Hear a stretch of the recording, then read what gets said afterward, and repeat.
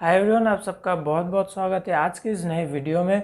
तो दोस्तों, हम सभी जानते हैं कि मनरेगा के हर एक काम में हमें एक डिस्प्ले बोर्ड देना होता है, लेकिन अलग अलग राज्य में अलग अलग टाइप के मतलब अलग अलग शेप और साइज़ का डिस्प्ले बोर्ड हमें देखने को मिलता है। तो ऐसे में एक प्रश्न उठता है कि क्या मनरेगा का डिस्प्ले बोर्ड का कोई एक्चुअल शेप, साइज़ यानी कि फ्रेमवर्क है या नहीं। तो दोस्तों, आज के वीडियो में मैं यही आप डिस्कस करने वाला हूं कि मनरेगा का डिस्प्ले बोर्ड यानी सिटीजन इंफॉर्मेशन बोर्ड का एक्चुअली में क्या साइज, शेप या फ्रेमवर्क होने वाला है या फिर कलर क्या होने वाला है, ये सारे चीज़ मैं डिस्कस करने वाला हूं। वीडियो बहुत ही इंपॉर्टेंट है, वीडियो को पूरा देखिए और चैनल पर नए हो तो इसको ज़रूर सब्सक्राइब कीजिए, साथ ही बेल आइकन को ज़रूर दबाएं। तो चलिए देख लेते हैं आज का वीडियो।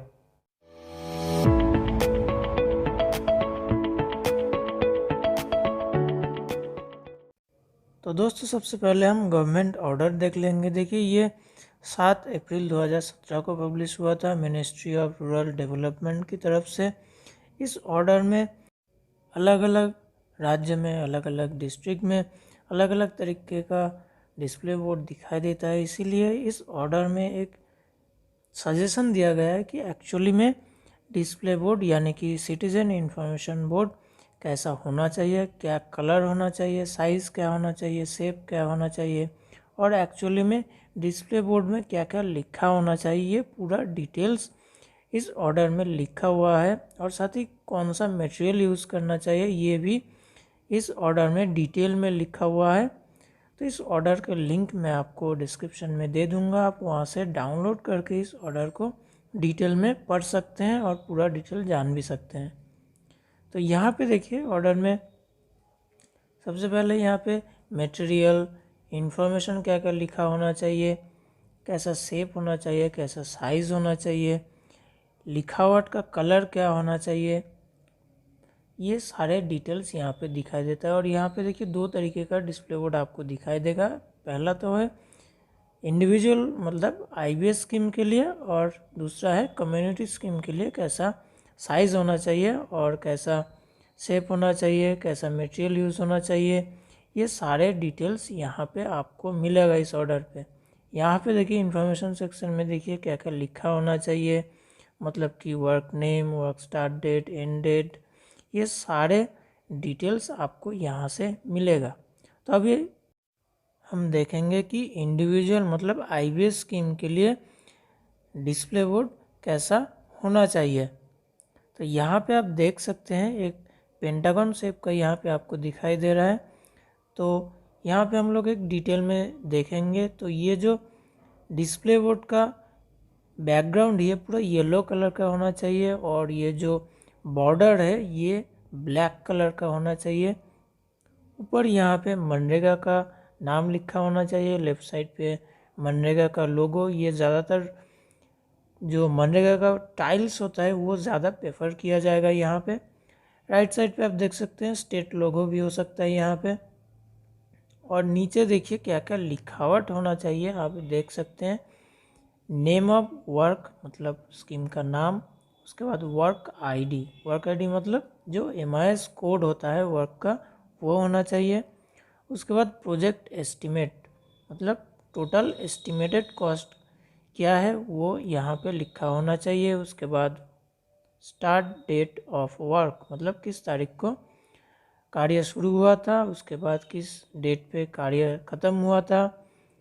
फिर आपको लेबर एंड मटेरियल कंपोनेंट मतलब वेज में कितना खर्च हुआ है और मटेरियल में कितना खर्च हुआ है ये आपको यहाँ पे लिखना होगा।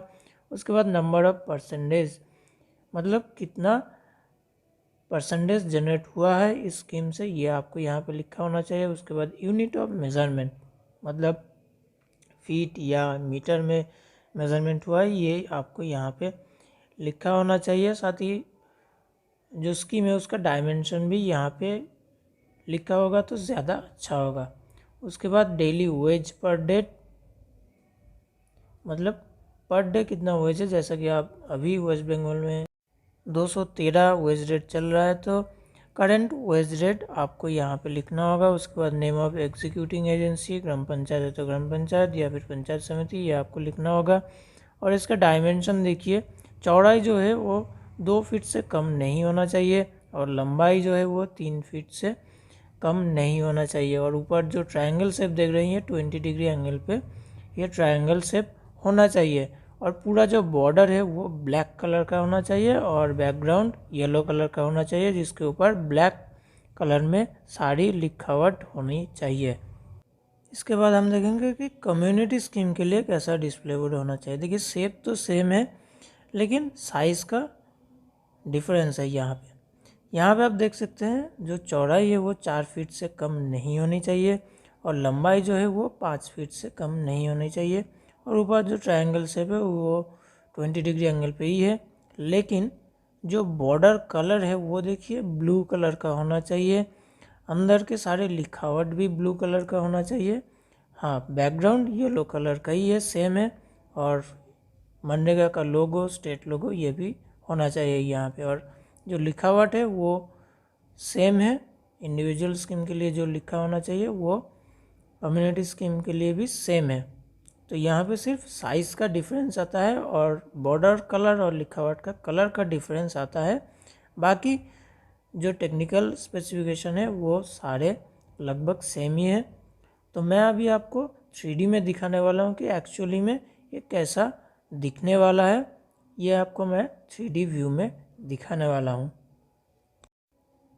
तो यहाँ पे आप देख सकते हैं बैकग्राउंड येलो कलर का है, पेंटागन शेप में है और बॉर्डर जो है वो ब्लैक कलर का है।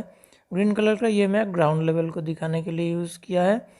और नीचे देखिए जो रेड कलर का है वो ब्रिक वर्क है, उसके नीचे ग्रे कलर का वो पीसीसी होना चाहिए और उसके नीचे सैंड फिलिंग है। तो ये नीचे का स्ट्रक्चर है, मतलब ग्राउंड लेवल के नीचे का स्ट्रक्चर ये है। और ऊपर जो पेंटागन शेप है वो इंडिविजुअल के लिए अलग है साइज़ और कम्युनिटी स्कीम के लिए अलग साइज़ है। तो यहाँ पे आप देख सकते हैं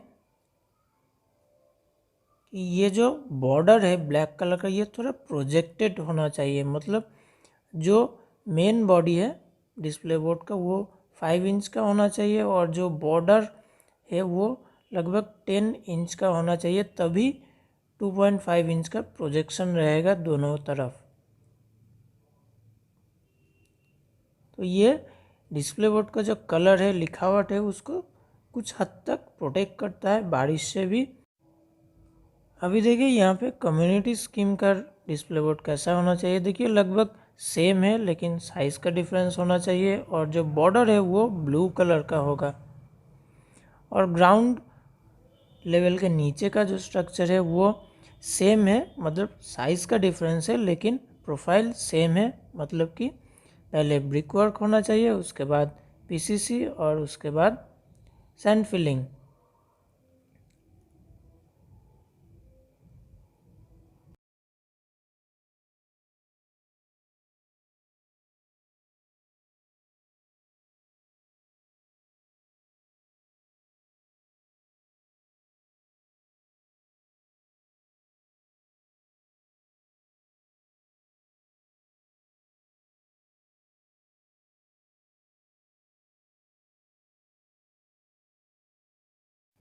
तो अभी हम डिटेल में जो टेक्निकल स्पेसिफिकेशन से कंस्ट्रक्शन में जो काम आता है उस चीज़ को हम यहाँ से देख लेंगे। तो ये ड्राइंग भी आपको इस ऑर्डर में ही मिल जाएगा। तो सबसे पहले यहाँ पे इंडिविजुअल वर्क्स के लिए जो डिस्प्ले बोर्ड होता है उसका टेक्निकल स्पेसिफिकेशन ये है, ये डिटेल में आप देख सकते हैं। यहाँ पे हाइट, चौड़ाई, अंडरग्राउंड जो स्ट्रक्चर होता है वो भी यहाँ पे डिटेल में दिखाया गया है कि कितना चौड़ाई, कितना लंबाई होना चाहिए, कितना थिकनेस होना चाहिए।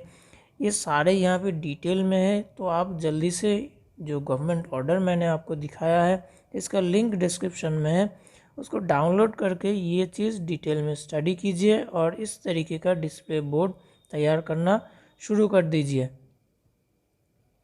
और यह है पब्लिक वर्क, मतलब कम्युनिटी वर्क के लिए कैसा होना चाहिए उसका डिटेल स्पेसिफिकेशन। और इस ऑर्डर में और भी सारे वॉल राइटिंग का परफॉर्मा भी यहाँ पे दिखाया गया है। मतलब ये मनरेगा का जागरूकता बढ़ाने के लिए जो वॉल राइटिंग यूज़ होता है तो उसका भी एक परफॉर्मा यहाँ पे दिया गया है। कई तरीके का परफॉर्मा है, तो ये भी आप यूज़ कर सकते हैं अवेयरनेस जनरेशन के लिए। तो दोस्तों जैसा कि आपने वीडियो में देखा कि मनरेगा का सिटीजन इंफॉर्मेशन बोर्ड यानी कि डिस्प्ले बोर्ड एक्चुअली में कैसा होना चाहिए, क्या साइज़ होना चाहिए, ये सारे डिटेल्स इस ऑर्डर में हैं। तो इस ऑर्डर को ज़रूर स्टडी कीजिए और इम्प्लीमेंट कीजिए अपने काम में। तो दोस्तों, वीडियो को अगर अच्छा लगा तो एक लाइक ज़रूर कीजिएगा, शेयर ज़रूर कीजिएगा, और कोई भी डिफ़िकल्टी है तो नीचे कमेंट बॉक्स में ज़रूर क्वेश्चन कीजिएगा। तो चलिए मिलते हैं मेरे अगले वीडियो में।